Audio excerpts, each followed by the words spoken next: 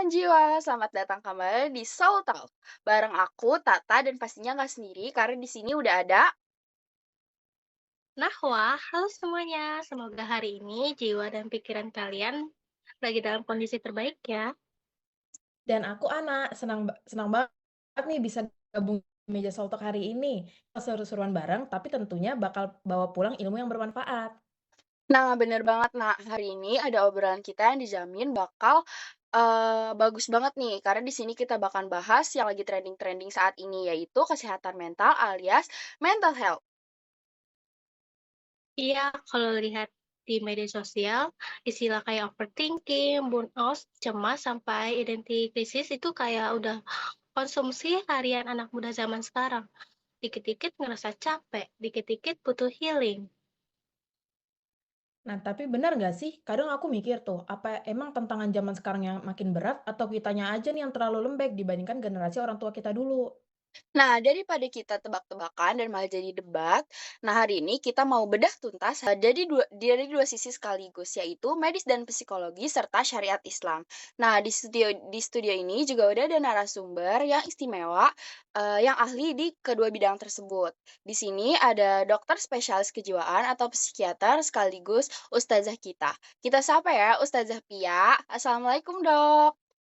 Waalaikumsalam warahmatullahi wabarakatuh, Tata, Wasa, Ana, dan salam hangat untuk semua teman jiwa yang sedang menyaksikan video ini.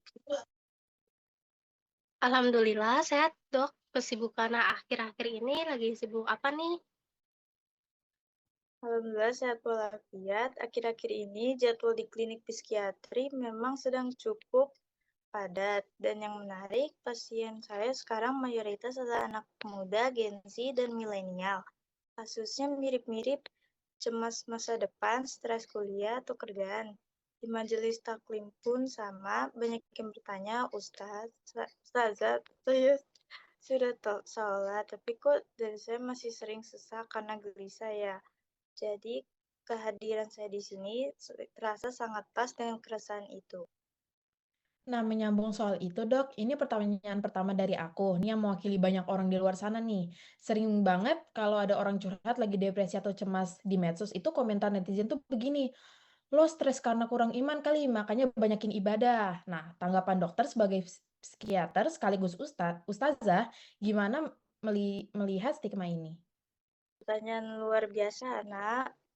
Stigma kurang iman ini memang sangat subur di masyarakat kita dan jujur saja seringkali justru membuat orang yang sedang sakit mental merasa makin bersalah dan tertekan. Mari kita dudukan masalah ini secara ilmiah dan syariat. Pertama, secara medis, otak manusia itu organ fisik. Sama seperti jantung atau paru-paru, di dalam otak ada zat kimia yang namanya neurotransmitter, seperti serotonin, dopamin, dan norepinefrin, yang bertugas mengatur emosi kita ketika seseorang mengalami stres berkepanjangan. Misalnya tekanan ekonomi, ekspektasi sosial yang tinggi, atau kurang tidur. Produksi hormon stres seperti kortisol akan melonjak dan mengganggu keseimbangan zat kimia otak tadi secara biologis. Inilah yang memicu gangguan kecemasan atau anxiety dan depresi. Jadi inilah komponen biologisnya yang nyata.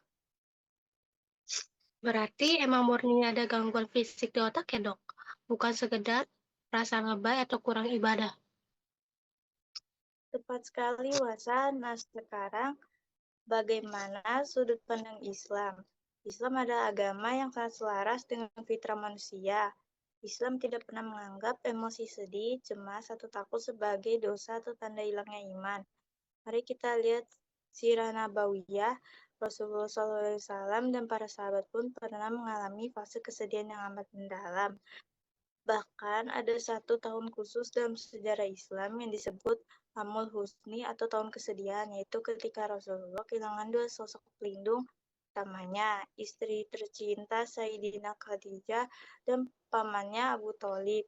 Apakah Rasulullah kurang iman? Tentu tidak, beliau adalah manusia dengan iman paling sempurna. Artinya, cemas dan sedih itu adalah emosi manusiawi yang Allah install dalam diri kita. Masya Allah, berarti ngerasa sedih atau mental lagi down itu sangat valid dan manusiawi ya, Dok? Sangat valid. Yang membedakan adalah bagaimana iman kita mengarahkan emosi tersebut. Iman itu bekerja seperti jangkar kapal. Saat badai kesedihan datang menghantam, jangkar iman ini menahan kita agar kapalnya tidak hanyut, tenggelam, atau berputus asa dari rahmat Allah. Menarik banget analogi jangkarnya, Dok. Nah, bicara soal penenang emosi, di dalam Al-Quran kan ada ayat yang populer yang menyebutkan bahwa dengan mengingat Allah, hati menjadi tenang. Hubungannya dengan ilmu medis, kejiwaan itu bagaimana ya, Dok? Betul, itu ada di surat Ar-Ra'd ayat 28. Ala bisrikallahi tatma'nul qulub. Ingatlah, hanya dengan mengingat Allah hati menjadi tentram. Sebagai seorang dokter, saya sangat takjub melihat korelasi ayat ini di laboratorium neuroscience. Saat seseorang berzikir dengan khusyuk, berdoa dengan pasrah, atau melakukan sholat dengan tenang, tubuh kita mengaktifkan sistem saraf yang namanya sistem saraf parasimpatis. Bentar dok, berarti parasimpatis itu maksudnya gimana ya? Bahasa awamnya tuh apa tuh dok? Sederhana, sederhananya gini, tubuh kita punya dua tombol otomatis untuk merespon keadaan. Tombol pertama namanya sistem saraf simpatis. Ini aktif kalau kita lagi panik, stres, atau merasa terancam. Efeknya bikin jantung berdebar kencang, nafas cepat, otot tegang, dan bawaannya pengen marah atau kabur. Nah, tombol kedua adalah sistem saraf parasimpatis. Ini adalah tombol penenang. Saraf inilah yang menurunkan detak jantung, merilekskan otot, dan menurunkan tekanan darah.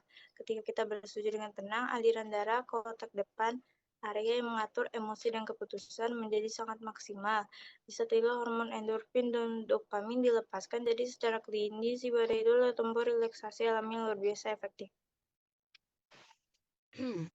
Nah, keren banget. Berarti Allah tuh udah ngedesain ibadah kita bukan cuma sebagai kewajiban rohani, tetapi juga terapi fisik gratis buat kesehatan mental kita ya.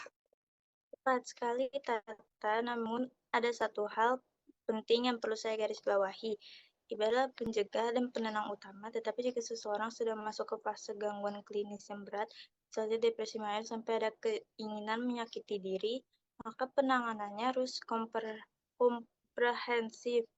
Selain berdoa dan memperbaiki sholat, dia wajib berikhtiar secara medis dengan pergi ke psikolog atau psikiater. Di situ dia mungkin butuh terapi perilaku atau obat-obatan medis untuk menyeimbangkan kembali kimia otaknya yang terganggu. Menemui profesional itu bukan tanda kita tidak percaya takdir atau doa, melainkan bagian dari syarat untuk menjemput kesembuhan yang Allah titipkan lewat perantara medis. Nah ini penting banget ya, berarti ikhtiar bumi lewat medis dan ikhtiar langit lewat doa itu harus jalan beriringan ya dok. Nah ini ada yang bertanya nih dok kebetulan. Dok saya kalau malam sering banget overthinking mikirin masa depan sampai kena insomnia akut. Gimana ya tips praktiknya dari sisi medis dan Islam? Masalah sejuta umat ya, overthinking sebelum tidur. Oke, saya berikan 3 tips kombinasi praktis yang bisa langsung dicoba malam ini. Pertama, praktikkan brain dumping atau digital detox. 1 jam sebelum tidur, matikan ponsel, radiasi cahaya itu menekan hormon melatonin yang membuat kita mengantuk. Lalu tulis semua kecemasanmu di secari kertas. Teknik ini disebut brain dumping. Dalam Islam ini adalah bentuk muhasabah atau evaluasi diri tertulis. Begitu semua kecemasan dipindahkan ke kertas tutup kertasnya dan katakan pada diri sendiri, hari ini tugas saya sudah selesai, sisanya urusan esok hari. Kedua, ubah cara pandang terhadap sholat malam, jadikan sholat witir atau sholat tahajud sebelum tidur sebagai momen pelepasan beban, bukan beban tambahan. Rasulullah SAW dulu juga menghadapi masalah pelik, beliau langsung mengambil air wudhu dan sholat lalu bersabda kepada Bilal bin Rabah, Arihna bis sholat ya Bilal. Artinya istirahatkan kami dengan sholat, wahai Bilal. Jadikan sholat sebagai tempat curhat ternyaman. Masya Allah, curhat langsung ke pencipta tanpa takut dihakimi ya, Dok? Betul sekali, Wasa. Dan yang ketiga, amalkan konsep ridho dan tawakal. Kebanyakan overthinking terjadi karena kita ingin mengatur hal-hal yang di luar kuasa kita, seperti masa depan atau pandangan orang lain terhadap kita. Ingatlah, tugas kita hanyalah berusaha sebaik mungkin saat ini, sedangkan hasilnya adalah hak prerogatif Allah. Belajarlah subhanahu wa ta'ala. Belajarlah berbisik setelah berdoa, ya Allah, saya sudah lakukan sebagian saya yang lama ini. Sekarang saya titipkan hasilnya kepadamu yang maha kuat. Itu akan melepaskan beban mental yang luar biasa besar dari pundak kita. Wow, luar biasa. Benar-benar ngebuka pikiran kita yang selama kita buka obrolan hari ini. Ternyata merawat mental itu bukan cuma sekadar self-care atau liburan ke tempat estetik aja ya. Betul banget, tapi ini soal keharmonisan hidup menjaga fisik kita dengan sains dan merawat jiwa kita dengan mendekatkan diri kepada Allah Subhanahu wa Ta'ala. Betul banget tuh. Jadi buat teman jiwa yang di rumah, kalau kalian ngerasa lagi butuh bantuan, jangan ragu untuk datang ke profesional dan di saat yang sama hamparkan sajadahmu untuk bersujud lebih lama. Nah, setuju. Terima kasih Ustazah dan dokter atas ilmu dan pencerahannya hari ini. Sangat bermanfaat, Dok. Sama-sama Tata Wasana. Semoga teman jiwa semua selalu dilimpahi ketenangan hati. Oke teman-teman jiwa, kalau kalian suka dengan video podcast kali ini, jangan lupa bagikan video ini ke teman atau keluarga kalian yang barangkali lagi butuh dengan obrolan ini. Aku Nahwa, Aku Ana, Aku Tata, sampai jumpa di Soul Talk episode selanjutnya. Wassalamualaikum Assalamualaikum warahmatullahi warahmatullahi wabarakatuh. wabarakatuh. wabarakatuh.